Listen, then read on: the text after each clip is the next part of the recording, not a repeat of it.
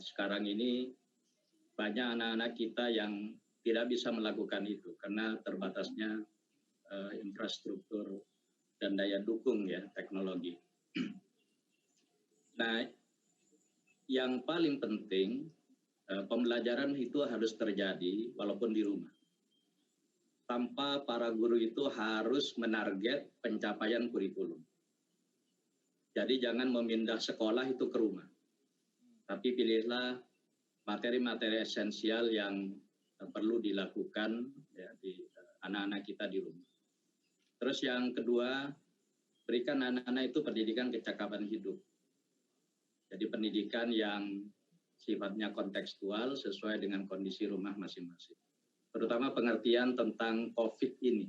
Itu harus dijelaskan kepada anak-anak, karakteristiknya seperti apa, kemudian bagaimana cara menghindarinya, dan bagaimana kita jangan sampai terjangkit. Kemudian yang ketiga, nah itu pembelajaran di rumah ini harus sesuai dengan minat dan kondisi masing-masing anak-anak kita. Jadi jangan disamaratakan untuk semua anak, harus memperhatikan semua kondisi yang ada di lingkungan anak-anak, termasuk juga akses terhadap internet. Kemudian yang keempat itu tugas-tugas dan seterusnya itu tidak harus dinilai seperti biasanya.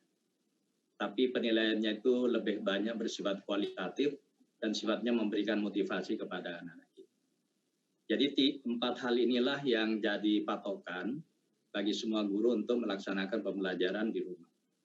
Nah, Mas Ari, sekarang ini sebenarnya ada 3 kelompok besar memperhatikan semua kondisi yang ada di lingkungan anak-anak, termasuk juga akses terhadap internet. Kemudian yang keempat itu tugas-tugas dan seterusnya itu tidak harus dinilai seperti biasanya. Tapi penilaiannya itu lebih banyak bersifat kualitatif dan sifatnya memberikan motivasi kepada anak-anak. Jadi 4 hal inilah yang jadi patokan bagi semua guru untuk melaksanakan pembelajaran di rumah. Nah, Mas Ari, sekarang ini sebenarnya ada 3 kelompok besar pembelajaran di sekolah-sekolah kita. Jadi yang pertama itu yang online penuh. Jadi online penuh ini dilakukan oleh sekolah-sekolah yang sudah terbiasa menggunakan program online ya. Ada rumah belajar, ada ruang guru, ada sekolahmu, macam-macam itu program yang bisa diakses. Nah, sekolah-sekolah semacam ini itu tidak akan merasa kesulitan menghadapi pembelajaran pada masa COVID ini. Nah, kelompok yang kedua itu yang masih semi online. Jadi tugasnya masih dikirim ya melalui WA dan seterusnya. Istilahnya tidak interaktif langsung. Nah, persoalan yang ada di sini mungkin nanti akan disampaikan oleh para guru-guru di lapangan seperti apa. Tetapi persoalan yang paling kami pikirkan sampai sekarang itu adalah anak-anak yang tidak punya akses internet, tidak punya akses listrik, tidak punya akses TV. Nah, ini tentu pembelajarannya sangat manual ya. Mungkin di beberapa tempat menggunakan radio komunitas dan seterusnya. Nah, ini yang selama ini dilakukan oleh para guru kita. Tentu para guru kita ini memang menyesuaikan dengan kondisi masing-masing. Dan inilah saatnya guru melakukan inovasi pembelajaran di setiap daerah. Wah, saya kira itu, Mas Ari. Terima kasih banyak Pak Hamid. Jadi belajar tetap harus jalan terus di masa pandemi ini.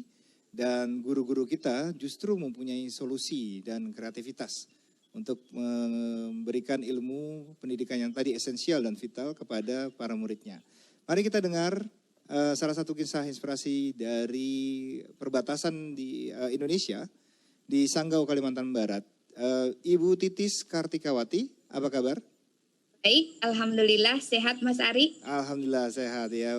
Ibu Titis, bagaimana para pendidik dan guru seperti Ibu Titis menyikapi kebijakan libur sekolah atau belajar dari rumah Dan apa saja tantangannya dan cara mengatasi tantangan tersebut, terutama di daerah yang tadi Pak Hamid cerita, kemungkinan tidak merata koneksi internetnya dan tidak bisa semuanya dalam bentuk pelajaran full online atau daring.